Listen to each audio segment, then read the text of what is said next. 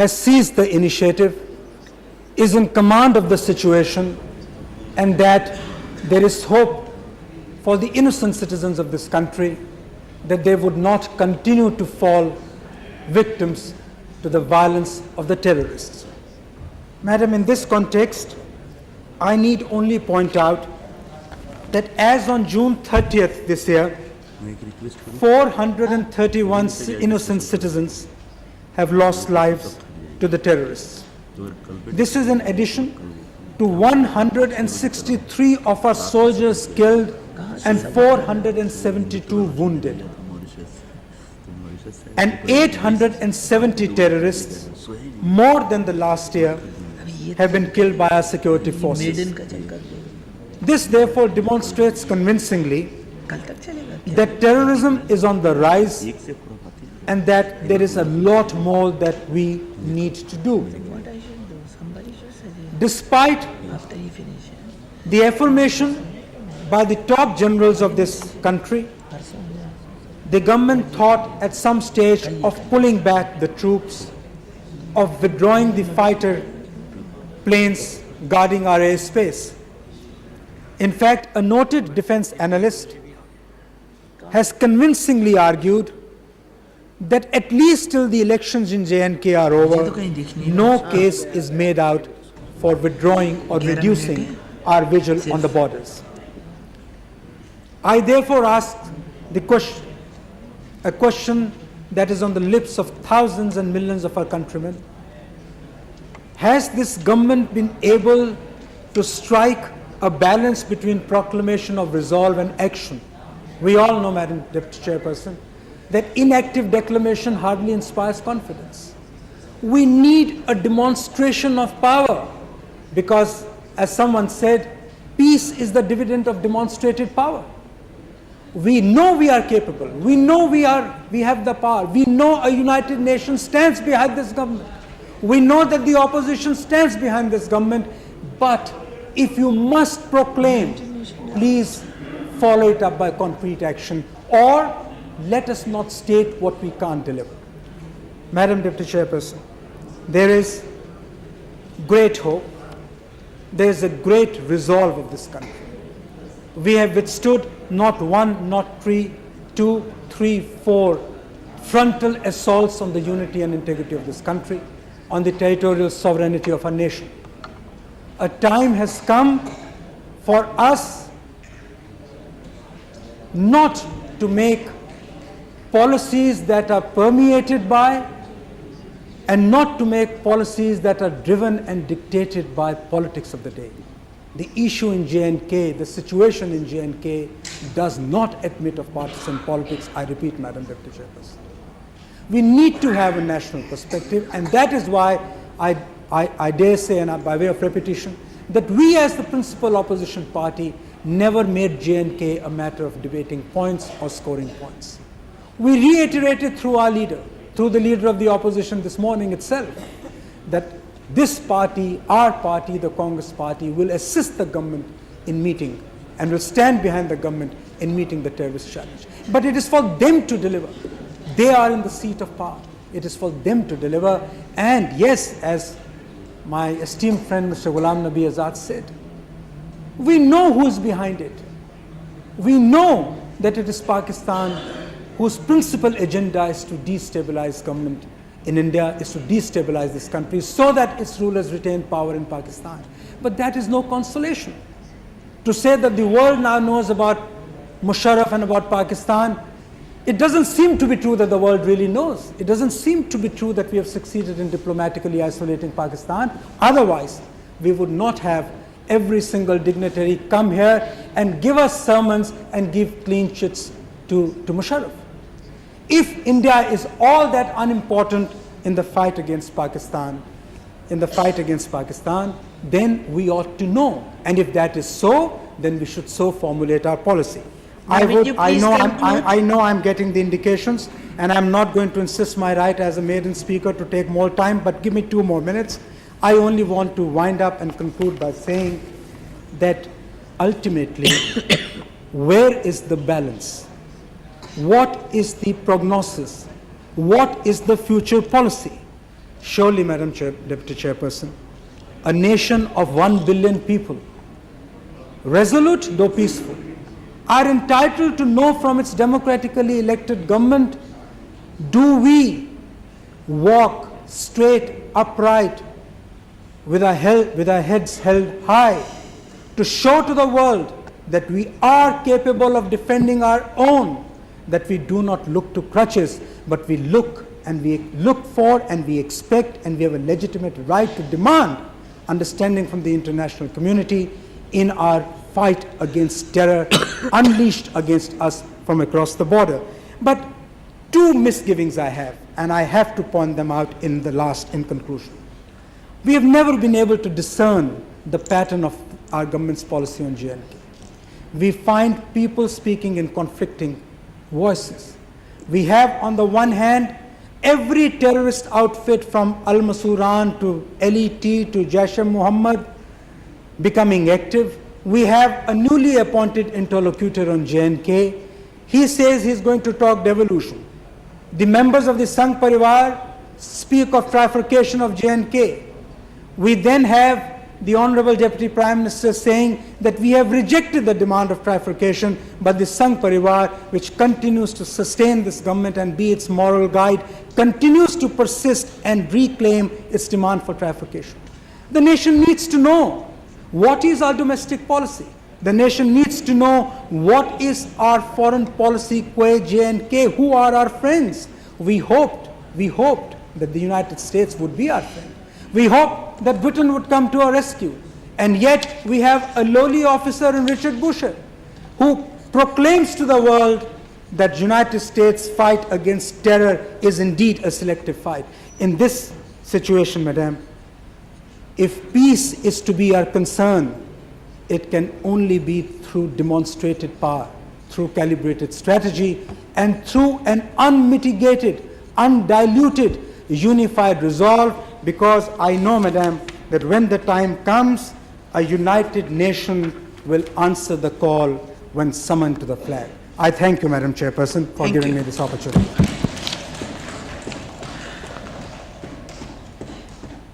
Doctor Raman Chandra वो हाथ से लिखा इसलिए पढ़ नहीं पा रही हूँ. रवि, आपके 8 मिनट हैं and I'm going to stick with the timing. So please don't let my throat strain. I'll ring the bell. 8 minute में बात ख़त्म कर लीजिए ताकि मैं दूसरों को भी मौका दूँ. It's 18:07. अभी मैं अपनी पार्टी की ओर से जम्मू और कश्मीर जिस पर वाद विवाद हो रहा है उसमें हिस्सा लेने के लिए खड़ा हुआ. समयाभाव है, लेकिन संपूर्णता में अगर वाद विवाद को दृष्टिपथ में रखूंगा, इस निष्कर्ष पर आता हूं, खासकर माननीय विपक्ष के सदस्यों ने सरकार की विफलता की चर्चा की है, साथ ही साथ एक सुविचारित नीति और अस्थायी निदान की बातें कही हैं. सरकार एक सुविचारित नीति और एक अस्थायी निदान की ओर पहल करे. जब हम जम्मू कश्मीर पर बात कर रहे हैं तो मानसिक रूप से, भावात्मक रूप से हम अपने आप को जम्मू कश्मीर की वादियों में पाते हैं. 26 अक्टूबर 1947 को जब सदर रियासत महाराजा हरि सिंह ने बिना किसी शर्त के भारतीय संघ में जम्मू कश्मीर का विलय किया, तब से जम्मू कश्मीर भारत का अनिवार्य अंग है, अपरिहार्य अंग है, अविभाज्य अंग है. लेकिन जब हम जम्मू कश्मीर की बात करते हैं, जैसा मैंने कहा, हमारे मन और प्राण, हमारे जज्बात वहाँ हैं. मुझे ऐसा लगता है जैसे वहाँ के निरीह लोग, गरीब लोग, आवाम, निर्दोष लोग जो मारे गए हैं क्रॉस बॉर्डर टेररिज्म के नाम पर, जो पाकिस्तान से ऑपरेट हो रहा है. मैं अपनी एक कविता कहना चाहूँगा इसलिए सदन में, अपनी ही एक कविता, मगर बंद है डगर, बड़ा ही मौजू है मैडम, मगर बंद है डगर। उनको मेरे आने की खबर है, उनको मेरे जम्मू वालों, कश्मीर वालों को, उनको मेरे आने की खबर है, उन पर असर है मगर बंद है डगर। उनको मेरे आने की खबर है, उन पर असर है मगर बंद है डगर। सड़कें दूर दूर तक वीरान दिखती हैं, सड़कें दूर दूर तक वीरान दिखती हैं, चोरी चोरी सहमी नजरें लुक-छिप देखती हैं। उनको मेरे आने की खबर है, उन पर असर है मगर बंद है डगर। आग की लपटें फैलता धुआं, स्याह पड़ता खून, दहशत फैलाता है। उनको मेरे आने की खबर है, उन पर असर है मगर बंद है डगर। राम के माथे पर पट्टियां बंधी हैं, राम के माथे पर पट्टियां बंधी हैं, रहीम के जिस्म पर फफोले पड़े हैं। उनको मेरे आने की खबर है, उन पर असर है मगर बंद है डगर। आदम और हव्वा, मोनू और श्रद्धा, कैद हैं ये सब किसी बहसी की दहलीज पर। बहसी और कोई नहीं, जनरल मुशर्रफ हैं बहसी की दहलीज पर। उनको मेरे आने की खबर है, उन पर असर है मगर बंद है डगर। माननीय उपसभापति जी, कश्मीर कुदरत का एक करिश्मा है, नायाब तोहफा है, जमीन पर जन्नत है। आज वही कश्मीर वादों, विवादों, प्रतिवादों और झंझावातों से घिरा हुआ है। आज जन्नत की जमीन और वादियां खून के छींटे से रंगे हैं। सियासत और साम्राज्य विस्तार के कसम में इंसान की जिंदगी तबाह हो रही है। गरीब अमीर, हिंदू मुसलमान दोनों 8-8 आंसू रो रहे हैं। वे शांति पसंद, तरक्की पसंद इंसान है और अमन चैन चाहते हैं, पर आज उनके दिल में जुए खू हैं, पर आज उनके दिले निगाह में जुए खू हैं। पाकिस्तान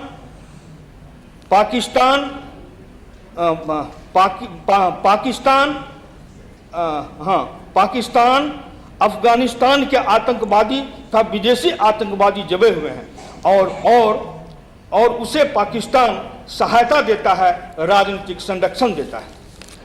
माननीय महोदया, मैं आपके माध्यम से कहना चाहूँगा, जवाब के बजाय जो संकल्प सदन में आज व्यक्त किए गए, मैं उस संकल्प को दोहराना चाहता हूँ। पुनः मैं कहना चाहता हूँ, नासूर जो टखनों में है, नासूर जो टखनों में है, घुटनों में है, रहने दो। नासूर जो टखनों में है, घुटनों में है, रहने दो। बैसाखियों से बदल देंगे हम, बदहालियों से मुकाबला कर लेंगे हम। नासूर जो टखनों में है, घुटनों में है, रहने दो। बैसाखियों से बदल देंगे हम, मुकाबला कर लेंगे बदहालियों से हम। दिल और दिमाग के नासुरों को काट कर फेंक डालो, लाल खून की कसम। हम इंसानियत के सबसे ऊंची मीनार पर बुलंदी और सरपरस्ती का झंडा ललकार के फहरा देना चाहते हैं। माननीय महोदया, मैं कहना चाहता हूं, आज जम्मू कश्मीर को बांटने की बातें हो रही हैं। हालांकि माननीय प्रधानमंत्री जी ने बहुत बुलंदी से उसका विरोध किया है और आरएसएस के लोगों को चेतावनी दी है कि जो राष्ट्र की संप्रभुता है उस पर यह खतरा होगा। वो लोग आज चुप हैं। आज जम्मू, लद्दाख और कश्मीर को बांटने से यह भारत का विभाजन होगा। जातीयता के नाम पर, क्षेत्रीयता के नाम पर, सांप्रदायिकता के नाम पर और भाषा विवाद के नाम पर अगर जम्मू कश्मीर बंटता है तो मैं समझता हूं कि इससे बड़ा अपराध और कुछ नहीं हो सकता। हालांकि एक डॉक्टर अहमद हैं, से हाल में उन्होंने एक पार्टी और संगठन बनाया है, उन्होंने भी 3 क्षेत्रों में जम्मू को बांटने की सिफारिश की। मैं माननीय उपसभापति जी, मैं आपसे कहना चाहता हूं कि आज जो आजाद साहब बोल रहे थे और कह रहे थे जनेश्वर मिश्र साहब, बहुत पाक दिल से मैं कहना चाहता हूं, लाहौर बस यात्रा, आगरा शिखर वार्ता और शिमला समझौता, आज कुछ भी उसे मानने है। मैं तो यह कहना चाहता हूं, दोस्त से दोस्ती अच्छी, दुश्मन से दुश्मनागी अच्छी। बड़ी चर्चा हुई मुंह तोड़ जवाब देने की, करारा जवाब देने की, प्रहार करने की। एक चर्चा सदन में बहुत जमकर हुई, वह है पावेल के दखलंदाजी की। इसको पोलित ब्यूरो ने भी, माकपा ने भी, कांग्रेस ने भी और प्रतिपक्ष के तमाम सदस्यों ने भी इसकी मुखालफत की कि कम से कम भारत के अंदरूनी मामले में अमेरिका को दखल नहीं देना चाहिए। ये दूसरी बात है, बड़ा अच्छा कहा कटु शब्दों में जनेश्वर मिश्र जी ने, हम तो हाथ पसारते हैं, वह मालिक है, वह पैसा देता है, उसके टर्म्स और कंडीशन पर हमें काम करने पड़ते हैं। प्रश्न होता है क्या कारण है कि आज पाकिस्तान, यह अमेरिका की अपनी व्यवस्था है मैडम, 1 मिनट है, वह पाकिस्तान की अपनी व्यवस्था है कि आज वह स्वयं अफगानिस्तान या विश्व समुदाय के सामने भी कटघरा में खड़ा है। पाकिस्तान और अफगानिस्तान या लादेन से आज कुछ खतरा मुशर्रफ महसूस कर रहे हैं। ऐसा भी कहा जाता है कि लादेन आज पाक ऑक्युपाइड कश्मीर में है, अपनी रणनीतियां चला रहा है, हमले करवा रहा है, अस्थिरता फैला रहा है। हताशा, सोनिया जी ने कहा, यह हताशा और निराशा का परिचायक है जो निरीह लोगों को, बेकसूर लोगों को, चाहे कालूचक में या कासिम नगर में या कहीं भी लोग मारे जाते हैं। यह सिर्फ 1 अक्टूबर 2001 को सिर्फ श्रीनगर पर हमला नहीं, जोरों तो इस कश्मीर के कारण आज इस संसद पर हमला हुआ। और हमारा इंटेलिजेंस आज देश के निर्माण और विकास में जितना पैसा हम खर्च कर, इससे 2-2 हाथ हो जाए वह कहीं बेहतर है। 2-2 हाथ हो जाए तो कम से कम निजात तो मिले। मैं आपसे कहना चाहता हूं आपके माध्यम से, आप माध्यम खत्म हो गया। अच्छा ठीक है मैडम, मैं अंत में आपके माध्यम से सरकार से कहना चाहता हूं, उनका जो काम है अहले सियासत जाने, उनका जो काम है अहले सियासत जाने। मेरा पैगाम मोहब्बत है जहां तक पहुंचे। Very good, very contradictory. Just now you wanted to fight, now you want to have पैगाम मोहब्बत। Mr. Chitranjan, I am very sorry to tell you that you have only 4 minutes. That is your party. It's not my fault. I think I wish I had a chair to the other speakers. I who have wasn't spoken in the before chair, me so I can't be shall held be responsible. taken by the chair. Madam Vice Chairman, Vice Chairman, No, I am now chairman. the chairperson. See, in Kashmir, we were facing these terrorist attacks for several years. And as every day passes, the terrorist attacks are increasing.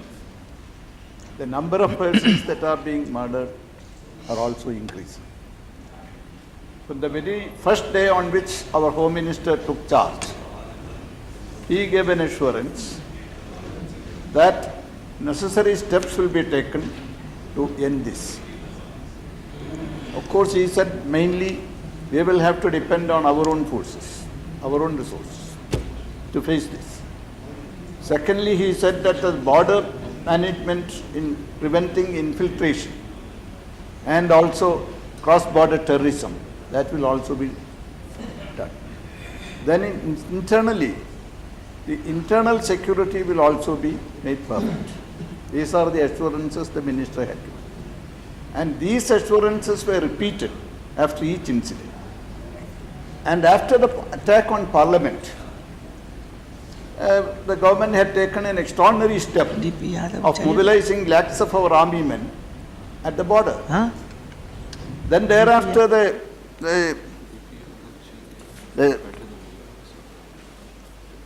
Laluchak incident took place. Kaluchak incident took place. Lalu ji is a member of our house. Whatever Thereafter- chakra he has, I don't know. And immediately thereafter, the number of forces in the border areas were increased. So at that time, the Prime Minister convened a conference of all parties.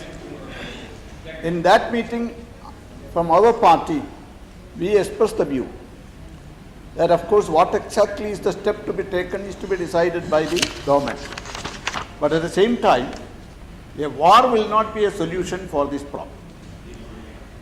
These issues will have to be solved through the dialogue. The main issues will have to be solved through dialogue, and at the same time taking serious measures to prevent cross-border terrorism and also the terrorist attacks in the inside.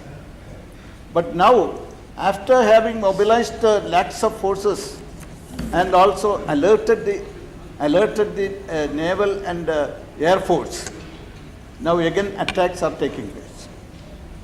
Then in the attack, what happened is in the attack that happened on July 13th. Say what happened is the terrorists have shot down about 28 people. A large number of people were injured, and after having finished their job, they escaped safely. But when this was going on, the police didn't turn up. When the forces turned up, by that time the terrorists have escaped. From that, one can very well understand or come to the conclusion that there are serious lapses in the arrangements, in the security arrangements that are there, or else such a thing would have not happened. Especially so, not only that they have escaped from the spot, even after days, they could not be identified, they could not be caught hold of. That is the situation. Therefore, my request is that the security arrangements will have to be reviewed again so that it may be made perfect. Sir, now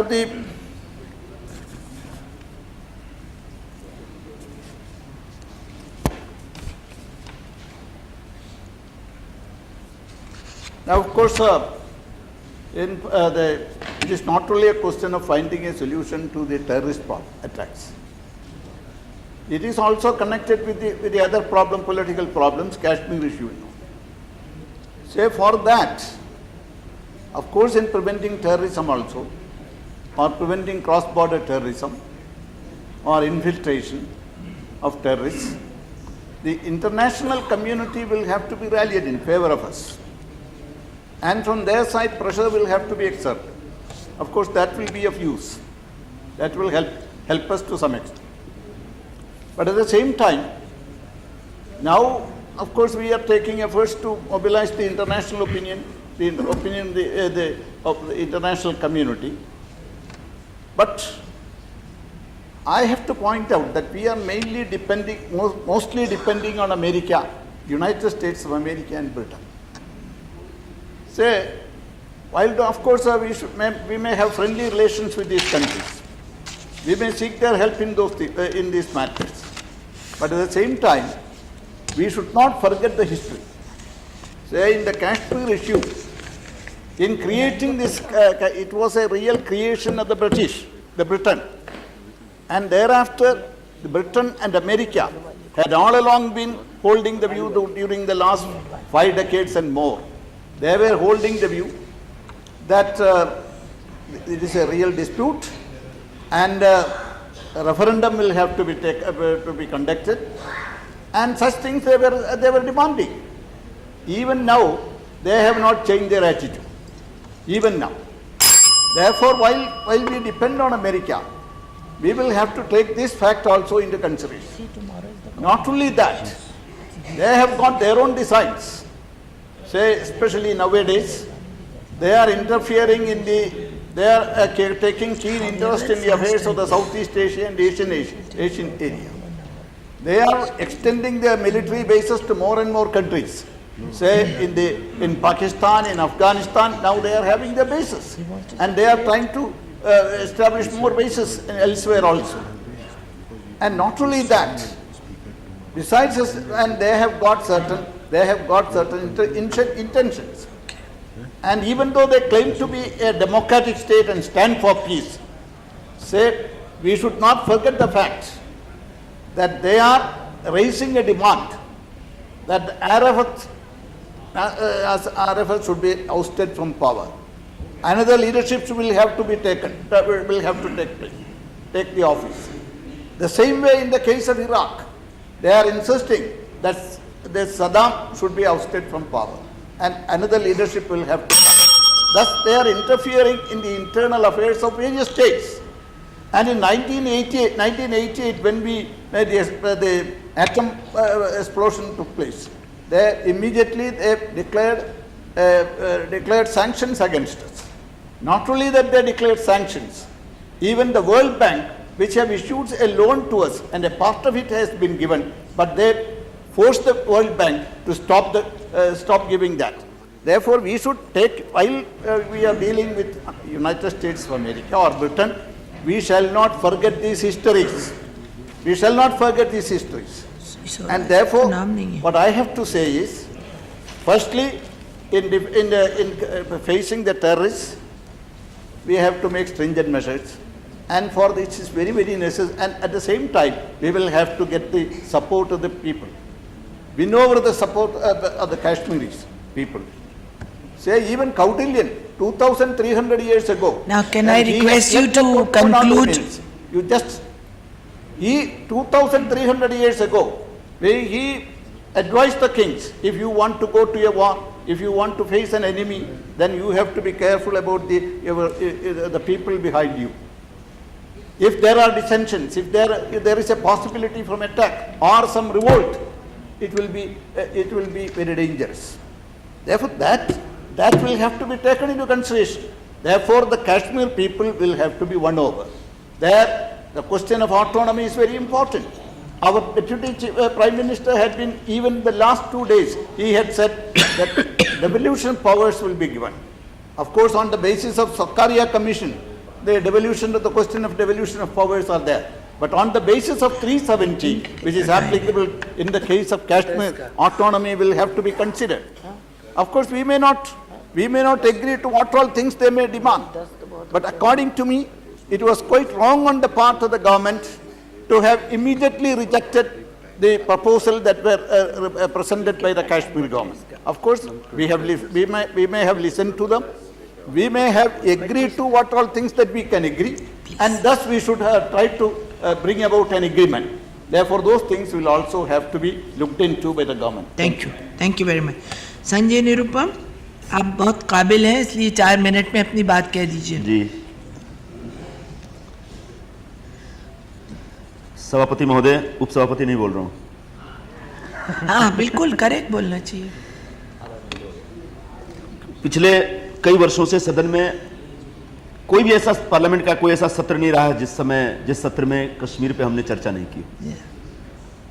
हर सत्र में हम कश्मीर पे चर्चा करते हैं, हमारे सारे साथी, सारे सहयोगी उस पर अपनी अपनी चिंता व्यक्त करते हैं, अपना सुझाव भी देते हैं।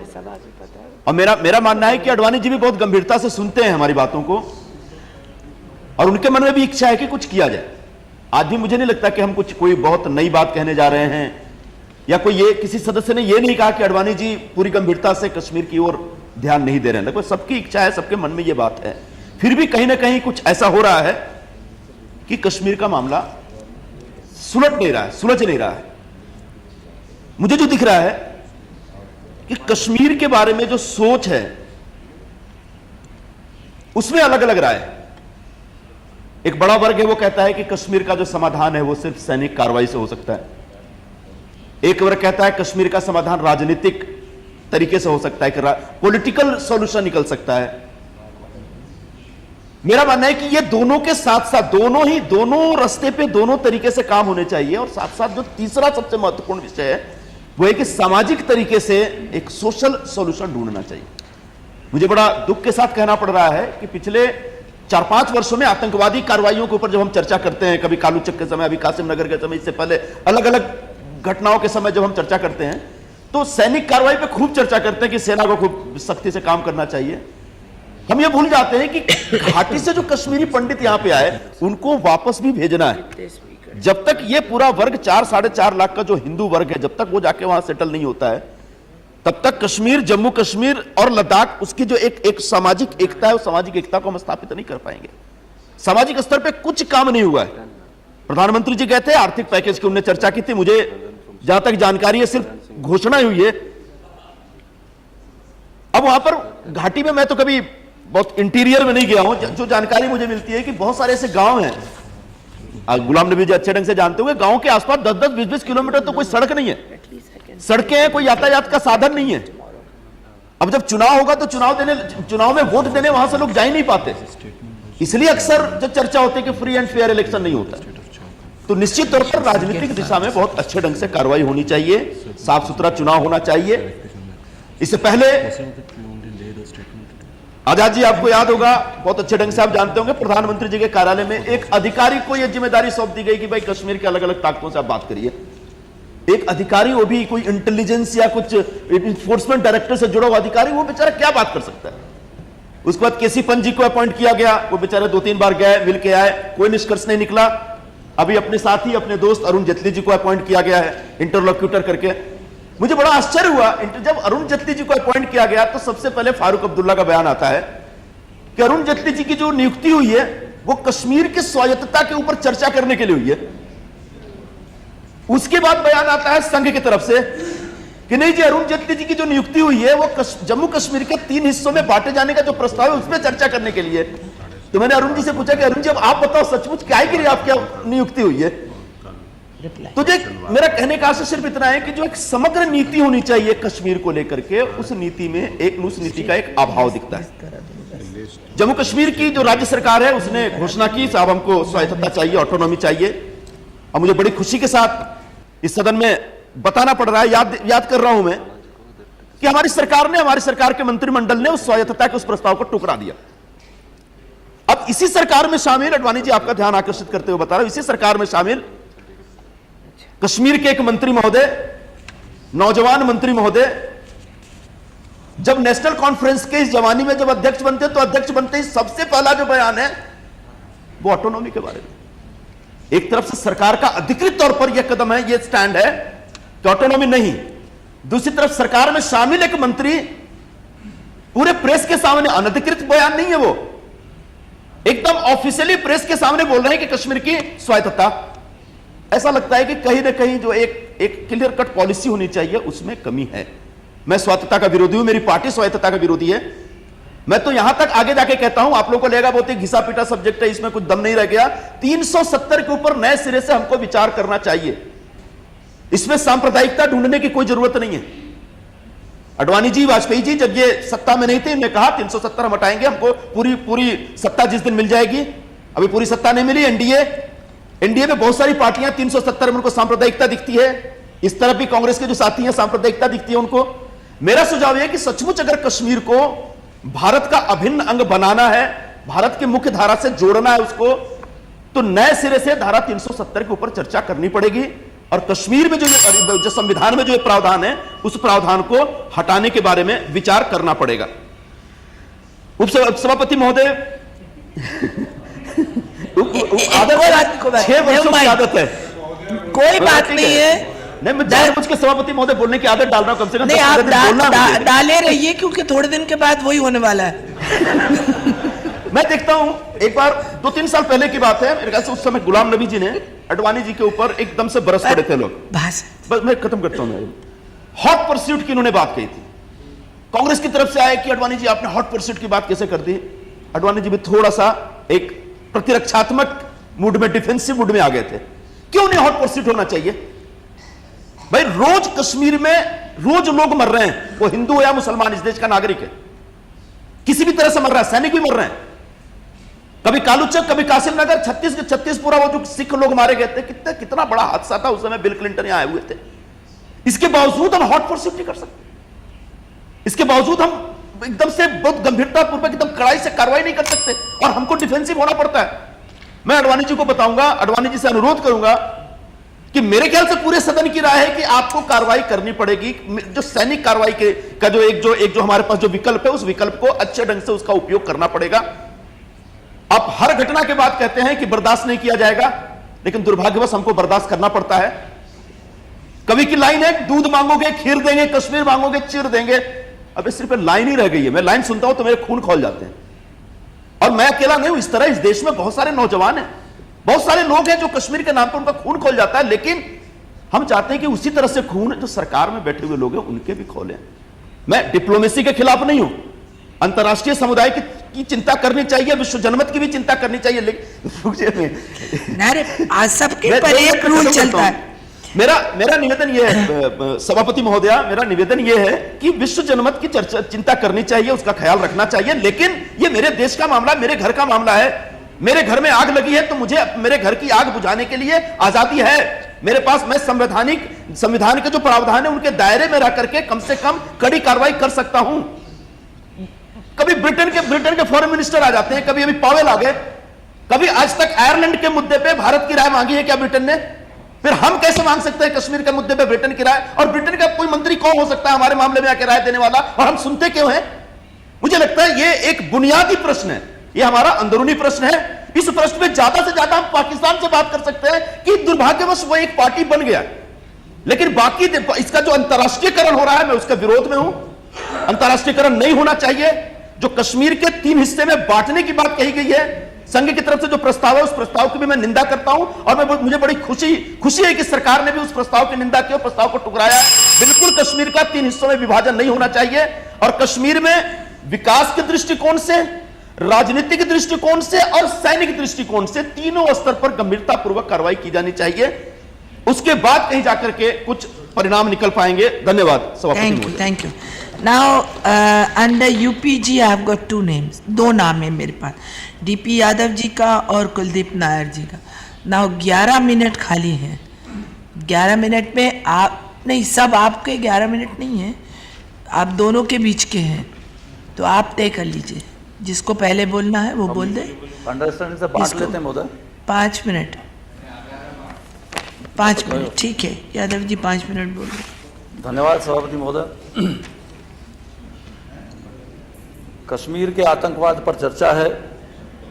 वैसे तो महोदय कश्मीर की धरती की किस्मत आदिकाल से षड्यंत्र के नीचे दबी रही है, लेकिन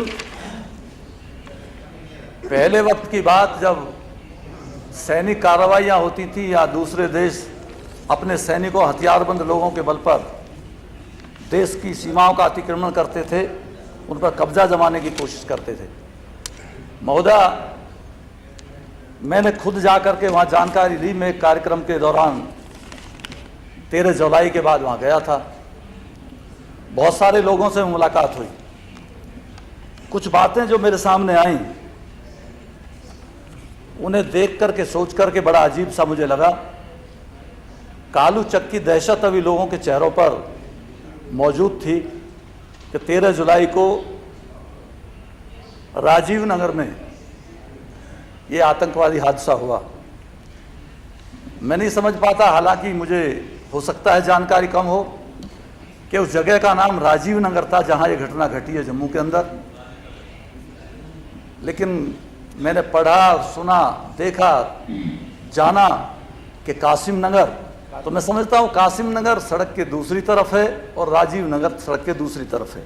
ये घटना राजीव नगर में घटित हुई, और वहां पर जिस तरह निरीह लोगों पर, पुजारियों पर, बच्चों पर, बड़ों पर हथियारबंद लोगों ने ये नरसंहार किया, तो वास्तव में इत्तेफाक ये था कि हम लोगों से पूछ रहे थे, तो वहाँ पे जानकारी मिली कि यहाँ पुलिस स्टेशन पास में है, और वहाँ पर कमलजीत नाम का और एक इंस्पेक्टर कालूराम नाम के इंस्पेक्टर की वहाँ ड्यूटी थी। इत्तेफाकन वो कालूराम हमको वहाँ से निकलते हुए मिले।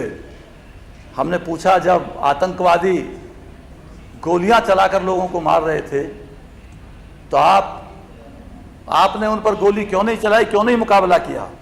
जवाब मिला, हमको आदेश नहीं था गोली चलाने का। मैं सिर्फ कहना यह चाहता हूं कि जब कोई आतंकवादी दुर्दांत व्यक्ति आम निरीह और निहत्थे लोगों पर वार करता है, तो पुलिस प्रशासन या सैनिक बल के लोग उसे रोकने का काम नहीं करते। अपने आप में यह भी एक अजीब घटना है। महोदय, दूसरे देश के राजनीतिक और नेताओं ने कोशिश की कि पाकिस्तान और हिंदुस्तान के बीच में ये घटनाएं जो चल रही थी, हमारी सरकार और हम तमाम लोग तब ये इल्ज़ाम लगा रहे थे कि पाकिस्तान द्वारा की गई ये कार्रवाई जो आतंकवादी हो रही हैं, हमारी सरकार ने ज़रूर कहा कि हमारा अंदरूनी मामला है, लेकिन दबाव जरूर बना था और हमारे चेहरों पर दबाव की दहशत उस वक्त देखी जा सकती थी।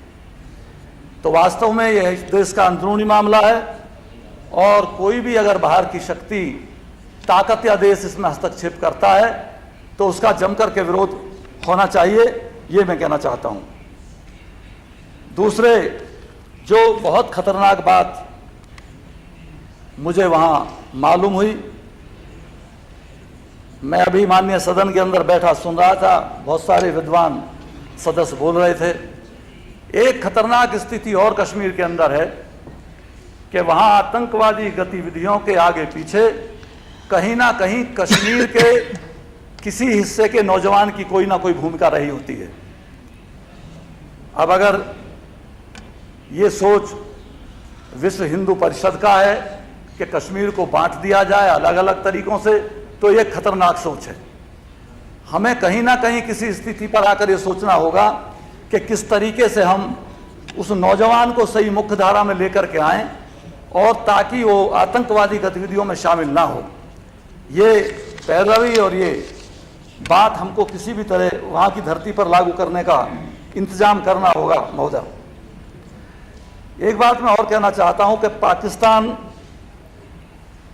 न्यूज मीडिया, एक मैगजीन मुझे मिली, न्यूज लाइन उसका नाम था, और न्यूज लाइन में एक राजनीतिक विशेषज्ञ लेखक ने लिखा था कि पाकिस्तान और जनरल राष्ट्रपति मुशर्रफ ने अपने वहाँ के जो प्रतिबंधित जो संगठन है आतंकवादी जिनको घोषित किया हुआ है, वो प्रतिबंध लगा नहीं पाए, बल्कि उन सारे संगठनों के मुख्य कार्यालय पाक अधिकृत कश्मीर के अंदर खुले हुए हैं।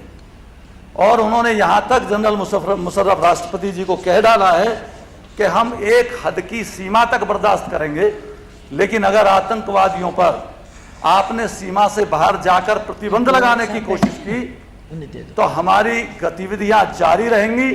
ये भी एक खतरनाक स्थिति हमारे पूरे जम्मू और कश्मीर के लिए है। आपके 5 मिनट खत्म हो चाहूंगा। देखिए, आप जितना ज्यादा बोलेंगे तो आप कुलदीप नायर जी के हिस्से का टाइम लेंगे। एक चर्चा जो आम लोगों में नहीं, वो तो ठीक है, मगर चर्चा का मैं एक ही मिनट में अपनी बात खत्म करता हूं। 1 मिनट में खत्म कर दीजिए। कि ये इलाका राजीव नगर, जिसका नाम है, गरीब झुग्गी और झोंपड़ी वालों का ज्यादातर इलाका है। मरने वालों में भी बहुत सारे लोग गरीब लोग थे। वहां के लोगों में एक चर्चा है, और चर्चा के बाद मैंने कोशिश की तो मुझे एक दस्तावेज भी हाथ आया। वहां की सरकार ने 1997 में कैबिनेट फैसला लिया था, और वो विशेषकर उस एरिया के लिए था जो राजीव नगर के आसपास का इलाका है। और इसमें साफ लिखा था, मैं उसको आपके सामने पढ़ने की इजाजत चाहता हूं। To the deputy commissioner Jammu, Sir, as I has directed to request you to kindly identify a piece of land measuring 40 to 50 canals, especially the state land in or around Narwal, for setting up Muslim migrant colony therein by Relief Commissioner Jammu. The proposed land should be identified within 10 days at the least. The matter may please be treated as most urgent. और वहाँ के DC की report जो उसके बाद आई, उस report में ये लिखा गया था कि जिस इलाके के बारे में डिसीजन किया गया है वो इलाका गरीब लोगों की झुग्गी झोंपड़ियों का बसा हुआ घना इलाका है और किसी भी सूरत में उसको खाली नहीं किया जा सकता। तो जो आम चर्चा वहाँ के गरीब लोगों में थी वो ये भी थी, हालांकि मेरे पास कोई ऑथेंटिक खबर नहीं है, सरकार के पास ज़्यादा जानकारी होगी। कहना यही चाहूँगा कि इस बार आतंकवादियों द्वारा जो लगातार प्रहार कश्मीर के लोगों पर किए गए हैं, वहाँ से विस्थापित होने वाले हजारों नहीं लाखों लोग दूसरे प्रदेशों में बसे हुए हैं। सरकार को चाहिए कोई ऐसा रास्ता जरूर निकाले ताकि फिर जम्मू और कश्मीर के लोगों के जबान से वही शब्द जो महान शायर इकबाल की जबान में थे, सारे जहां से अच्छा हिंदुस्तान हमारा, फिर लौट आए और वहाँ के लोग विस्थापित वहाँ जाकर के बस जाएं। धन्यवाद। Now the others had 53 minutes. Fortunately or unfortunately, only 25 minutes have left because Mr. Jetmala need to call the time, and the vice chairman who was sitting on the chair should have taken care of other names. So there are 10 speakers under this list, so everybody would get 5 minutes. Because if I say 5, it becomes Mr. Samdani. Thank you, madam.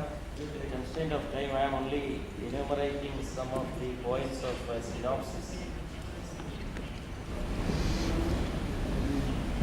Madam, I am making only a few suggestions based on a declaration made by the Honorable Prime Minister of the country, Atal Bihari Vajpayee ji, in January 2001 during his stay at Kumaragam in Kerala. I quote, "In our search for a lasting solution to the Kashmir problem, both in its external and internal dimensions, we shall not traverse solely on the beaten track of the past. Rather, we shall be bold and innovative design of a future architecture of peace and prosperity for the entire South Asian region.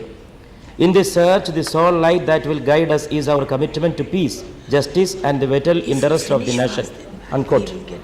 Madam, I am only making a few suggestions keeping in mind this declaration of the Honorable Prime Minister. Now the time has come for making such a concrete plan for peace, and such a concrete plan will be successful only by the end of violence, as is known to everybody of us. By following an Anglo-American agenda, Kashmir problem cannot be solved. And the free and fair elections, which is a very high necessity in the state, also needs a very concrete plan for peace. Along with that, border management strengthening and galvanizing of the intelligence machinery is also important. Inter-community and inter-regional relations have to be taken care of during the solution of the Kashmir problem. Madam, separatism grows when people feel disconnected from the structures of power and the process of policy formulations. So, devolution of power is very important, and the strengthening of the moral fabric of the people of the Kashmir Valley is also very important in this regard. Unilateral gestures of goodwill by the government and the people of the rest of India towards the people of Jammu and Kashmir is to be there, because everybody in this country knows the deep suffering that the Kashmiri people had during the last 12 years. So the time has come for the nation to reach out to the Kashmiris. The law and order problem, to make it better, biggest private, for a constructive way, the peace can be restored only by biggest private sectors must be encouraged there, investments are to be invited, extraordinary incentives are to be declared by the government. I think the Honorable Deputy Prime Minister will take care of this kind of suggestions, and also these large corporations should be persuaded to employ men and women from the state. If necessary, reservation of a quota is to be declared in the state, and a central task force for strengthening state's infrastructure, especially in the areas of power, roads, education and health is important. Special fund for the execution of the projects has to be formed by the government, and Madam, in this regard, the solution of the Kashmir problem is to be related with relief, rehabilitation and also reconciliation modes. And rebuilding civil society will be possible only by strengthening the inter-community relations. The non-government sector presence is very important. This Samdani ji. It can be, I am concluding, Madam, just half a minute. The non-governmental agencies can do a lot in the valley by their cultural and social presence. Peace with dignity will be possible only by restoring the faith of the ordinary citizen in the democracy. And in this way, we will be able to give a signal to Pakistan, who want to create all the problems in Kashmir. And also, that signal will be able to make an international, to help our international view in the international fora. And by such kind of a very concrete peace program and plan, our government will be possible to regain the confidence and faith of the people, and also to solve the problem of Kashmir. Thank you. Shri B.S. Gana Desikan.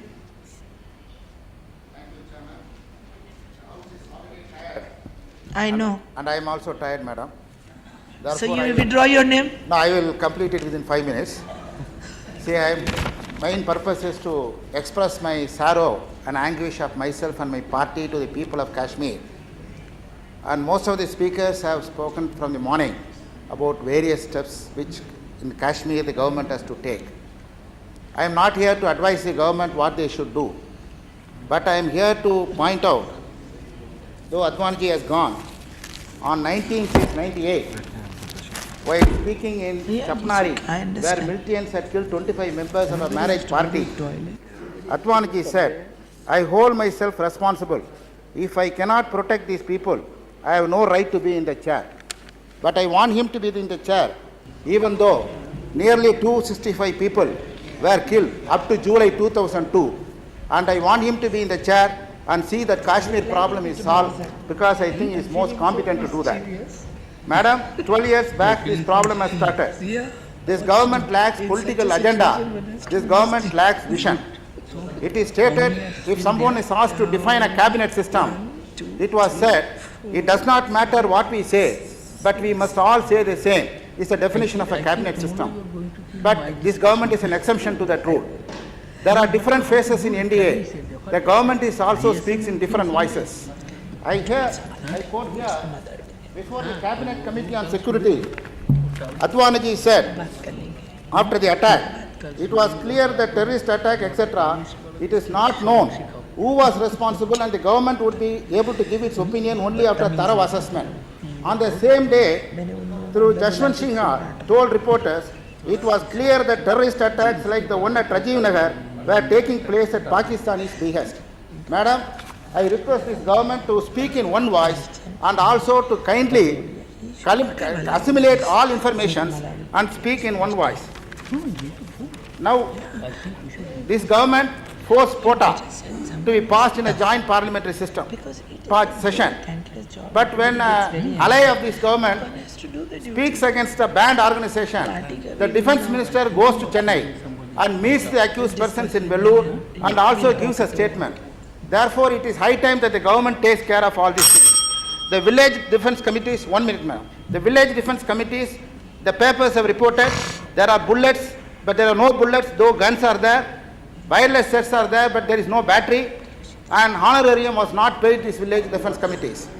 Madam, involve the people of Kashmir so that the problem will be solved. There should be a free and fair election. I suggest to the government to have a core group of parliamentarians so that there will be a concrete action can be taken on Kashmir instead of discussing for 6 hours about the Kashmir issue. Thank you. Thank you very much. I fully agree with you. Mirza Abdul Rashid. ज़्यादा समय नहीं लीजिएगा, जितना आपके हिस्से का आया है उतना ही हिस्से में पार्टी में इसमें ही बोल रहा हूँ, मुझे उम्मीद है कि आप कंसेशन करेंगे। उसमें जनाब आज ये जो चर्चा कश्मीर पे हो रही है, सारा हाउस परेशान है और बड़ी संजीदगी से इस पे बहस हुई है। तो सबसे पहले जो राजीव नगर या कासिम नगर में जो हादसा हुआ, जहाँ बेगुनाह लोग मारे गए बड़ी बेरहमी से, तो मेरे पास कुछ अल्फाज नहीं है, लेकिन मैं पुरजोर मजम्मत करता हूँ उसकी। लेकिन इस अरसे में अनऑफिशियली तो 80,000 लोग कहते हैं और ऑफिशियली भी 30,000 के लगभग वहाँ दुनिया टेररिस्ट ने हलाक की है। और बहुत सारे जो वालिदैन थे वो बेसहारा हो गए, बहुत सारे बच्चे यतीम हो गए, बहुत सारी नौजवान जो दोशीज़ाएँ थी वो बेवा हो गई और बस्तियाँ उजड़ गई, महल्ले वीरान हो गए। और इतनी बुरी हालत क्यों हुई कि ये मौत के कातिल कहाँ से आते हैं सारी दुनिया जानती है, सारा देश जानता है, लेकिन बेबस है उसके सामने कि पाकिस्तान जो डेन ऑफ मिलिटेंसी है वहाँ से ये सारी ट्रेनिंग भी होती है, वहाँ से ये सारा सिलसिला होता है और यहाँ आके हलाक करके चले जाते हैं। मैं ऑनरेबल प्राइम मिनिस्टर साहब के नोटिस में एक बात लाना चाहता हूँ कि जम्मू जो है, जम्मू का डिस्ट्रिक्ट, जम्मू डिस्ट्रिक्ट में 1 साल पहले से कोई मिलिटेंसी नहीं थी, सारे जम्मू कश्मीर की रियासत में थी। लेकिन जब से ये डिस्टर्ब एरिया एक्ट लागू हुआ है तब से ही ये रेलवे स्टेशन पर भी हमला हुआ, वहाँ हलाक हुए, तब से रघुनाथ मंदिर पर भी हमला हुआ और तब से कालूचक पर भी तबाही हुई, कालूचक में भी, और उसी के बाद ये कासिम नगर में भी हुई। तो इसका देखना चाहिए, क्योंकि जब डिस्टर्ब एरिया एक्ट लग जाता है तो सिर्फ लॉ एंड ऑर्डर का मसला नहीं होता, वहाँ पैरामिलिट्री फोर्सेस और आर्मी जो है वो भी जिम्मेदार होती है। लेकिन हमारे दोस्तों को थोड़ा सा यही नज़र आता है कि उस वक्त भी फारूक साहब की सरकार पे वो अटैक करते हैं और कहते हैं कि इसको डिसमिस करो। हालांकि देखा जाए तो बॉर्डर किसके पास है? बॉर्डर पर तो हमारी जम्मू कश्मीर की पुलिस नहीं है, वहाँ तो आर्मी है, वहाँ पैरामिलिट्री फोर्सेस है, वहाँ से मार्टर आते हैं, वहाँ से ये मिज़ाइल आते हैं, वहाँ से RDX के ढेर आते हैं, अंबार आते हैं, वहाँ से कलाशनकोफ आती हैं। ये क्यों आते हैं? और जब ये आते हैं और ये आर्मी जो वहाँ पाकिस्तान की है वो सिविल वर्दी में यहाँ आके यहाँ तबाही करती है। आज भी 3 से लेकर 4,000 तक जो पाक के टेररिस्ट हैं, they are operating in J&K state, और 4000 के लगभग अंदर भारत में दाखिल होना चाहते हैं, कश्मीर में दाखिल होना चाहते हैं, और हमने सुना है कि 12000 ट्रेनिंग ले रहे हैं कि इलेक्शन के दिनों में आएंगे और यहाँ तबाही करेंगे। तो सिर्फ फारूक साहब पर जब नज़र जाती है और उनको डिसमिस करने की कुछ साथी बातें करते हैं तो हमें अफसोस होता है, क्योंकि वही टेररिज्म के खिलाफ वहाँ लड़ रहा है, पाकिस्तान के खिलाफ लड़ रहा है और भारत का झंडा उठाए हुए है और जम्मू कश्मीर में तिरंगे को बुलंद किया हुआ है। और आज उसने अपने नौजवान बेटे को भी इस जंग में झोंक दिया है, इसलिए नहीं कि तख्त व ताज के लिए, जो ताजपोशी के लिए, इसलिए कि महात्मा गांधी ने और शेर कश्मीर ने जो असूल तय किए थे, जो एकता के लिए, भारत के लिए, सेकुलरिज्म के लिए, उन असूलों को बचाने के लिए आज उनका लड़का जो है वो भी उसमें झोंक दिया। इसलिए नहीं कि वहाँ वो ऐश करेगा, वहाँ आराम करेगा, वहाँ वातावरण ही नहीं है ऐश करने का या आराम करने का या हंसने का, वो तो ये कुर्बानी की बात है। तो हमें अफसोस है कि कुर्बानी के सिलसिले में भी लोगों को ये एहसास नहीं है कि वो जम्मू कश्मीर के जो इस वक्त जो पार्टी है नेशनल कॉन्फ्रेंस की, फारूक साहब की, वो देश के लिए कितनी कुर्बानी दे रही है और हर रोज़ 50 के लगभग नेशनल कॉन्फ्रेंस में मरते हैं। जहाँ तक इस बात का ताल्लुक है कि कुछ लोग दबी ज़बान में कहते हैं और कुछ सामने कहते हैं कि वहाँ डिसमिस करो सरकार को और गवर्नर राज लगाओ और इलेक्शन करो। मैं उसके बारे में होश की तवज्जो लेना चाहता हूँ कि 1953 में हमने शेर कश्मीर को डिसमिस किया, जिस शेर कश्मीर ने भारत के साथ कश्मीर को जोड़ा और तहरीक आज़ादी की जंग लड़ी और महात्मा जी का साथ दिया और जना की 2 नेशन थ्योरी को रद्द किया। उसके बाद बख्शी गुलाम अहमद को 1964 में हमने डिसमिस किया, जिस बख्शी गुलाम अहमद ने शेर कश्मीर को अंदर किया। उसके बाद 1964 में शम्स साहब को डिसमिस किया, 1975 में कासिम साहब को बरतरफ करके शेर कश्मीर को लाया, 2 साल के बाद शेर कश्मीर के साथ नाइंसाफी। तो बड़ी लंबी हिस्ट्री हो जाएगी। हाँ है, ये बिल्कुल है। मगर अभी हम लोग नहीं डिस्कस कर सकते। ये कहना चाहता हूँ कि आज भी कुछ लोग ये करना चाहते हैं। उसके बाद फारूक साहब 1983 में चीफ मिनिस्टर बने, 84 में उनको डिसमिस किया और उसके घर को तोड़ा, उसकी पार्टी को तोड़ा, उसके कुंबे को तोड़ा और उसके बहनोई को चीफ मिनिस्टर बनाया। 1986 में गुलशाह को भी डिसमिस किया और 1986 के बाद 1987 में जब फारूक अब्दुल्ला आए तो 1990 में अनकॉन्स्टिट्यूशनली उसको भी डिसमिस किया। हम ये कहना चाहते हैं कि जब फारूक साहब नहीं लड़ रहे थे तो सारा देश ने कहा फारूक आगे बढ़ो, हम तुम्हारे साथ हैं। तो जब फारूक आए तो उन्होंने इलेक्शन लड़ा तो पाकिस्तान ने कहा ये रेफरेंडम है, ये इलेक्शन नहीं है। तो फारूक साहब ने उसके मुकाबले में इलेक्शन लड़ा और 2/3 मेजॉरिटी लाई, कश्मीर से, जम्मू से और लद्दाख से भी। और इस 6 साल के अरसे में मैं इस हाउस में कहना चाहता हूं कि दुनिया में कोई मुल्क ऐसा है, कोई रियासत ऐसी है कि जहां प्रॉक्सी वार भी चलती हो और जमहूरियत भी चलती हो। इस दौर में भी उन्होंने 2 बार पार्लियामेंट के इलेक्शन कराए, असेंबली के इलेक्शन कराए, पंचायत के इलेक्शन करवाए, कोऑपरेटिव के इलेक्शन करवाए और अब भी सारी पार्टियां जो हैं वो इलेक्शन के लिए वहाँ हज़ारों के जलसे कर रही हैं। हम वेलकम करते हैं जो सारे हाउस की मंशा है कि वहाँ फ्री एंड फेयर इलेक्शन होना चाहिए। फ्री एंड फेयर इलेक्शन के लिए फारूक साहब ने साफ कहा है, असेंबली में कहा है। उन्होंने कहा फ्री एंड फेयर इलेक्शन के लिए पूरे भारत की मुख्तलिफ रियासतों से वहाँ आप स्टाफ भेजिए इलेक्शन करने का, हम उसको भी कबूल करेंगे।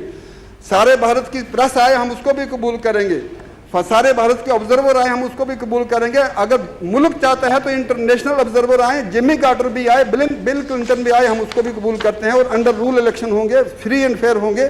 और अगर जो फ्री एंड फेयर इलेक्शन के बाद अगर दोबारा लोग इनको चाहेंगे तो ये पावर में आएंगे, नहीं तो जिसको चाहेंगे वो पावर में आएंगे, हम वेलकम करेंगे। इसलिए हम ये कहना चाहते हैं कि फेयर इलेक्शन करने के लिए हम वेलकम करते हैं, लेकिन कॉन्स्टिट्यूशनली ये इलेक्शन होना चाहिए। जैसे गुजरात में वहाँ के चीफ मिनिस्टर ने इलेक्शन डिक्लेयर किया, इसी तरह जम्मू कश्मीर में भी इलेक्शन होंगे और जिसको हिम्मत है, जिस पार्टी को हिम्मत है वो आके लड़े।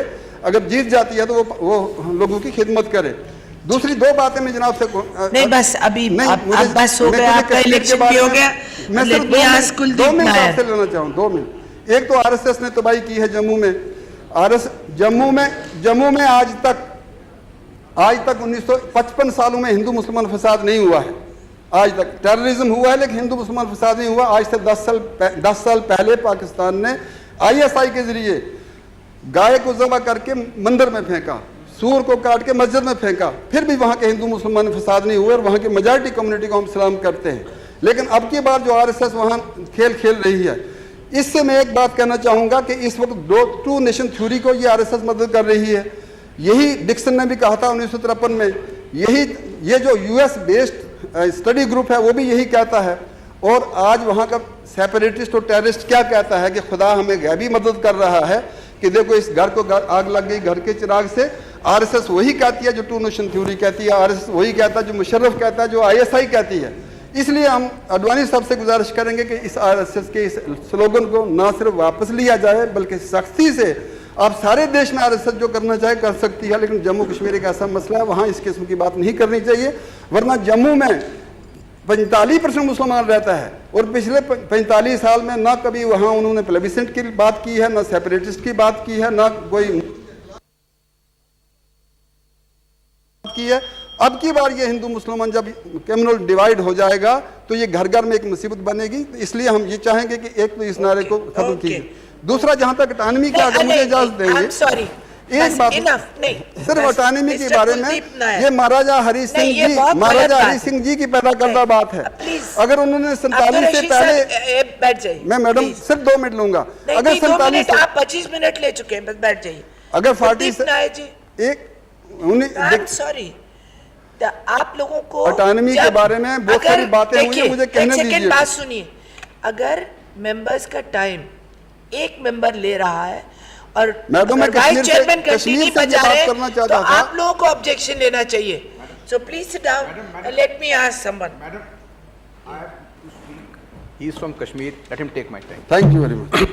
You have only 2.5 minutes. Whatever I've got, let him take. So you don't want to speak? No. Thank you. Okay, fine. अटानमी के बारे में मैं अर्ज कर रहा था कि यहाँ बहुत चर्चा हुआ। मैं बहुत मशकूर हूँ जनरल साहब का। जनरल साहब वहाँ कश्मीर में रहे, इसलिए उनको सब इसका इल्म है। अटानमी जो मैं इस हाउस से गुजारिश करना चाहूँगा, अटानमी ना नेशनल कॉन्फ्रेंस को दी है किसी ने और ना शेर कश्मीर को दी है। अटानमी महाराजा हरि सिंह जी को दी गई है। महाराजा हरि सिंह जी को इसलिए दी गई है कि under the act of 1947 independence act सिर्फ महाराजों को और राजों को अख्तियार था इंस्ट्रूमेंट ऑफ एक्सेशन साइन करने का। तो उस वक्त 15 अगस्त 1947 से पहले 554 राजे महाराजे थे हमारे इस देश के, उनको ये अख्तियारात थे वो किस डोमेनियन के साथ जाएं। लेकिन वाहिद जम्मू कश्मीर की रियासत है जो 15 अगस्त 1947 से पहले या उस दिन तक उसने इंस्ट्रूमेंट ऑफ एक्सेशन हमारे देश के साथ साइन नहीं किया था।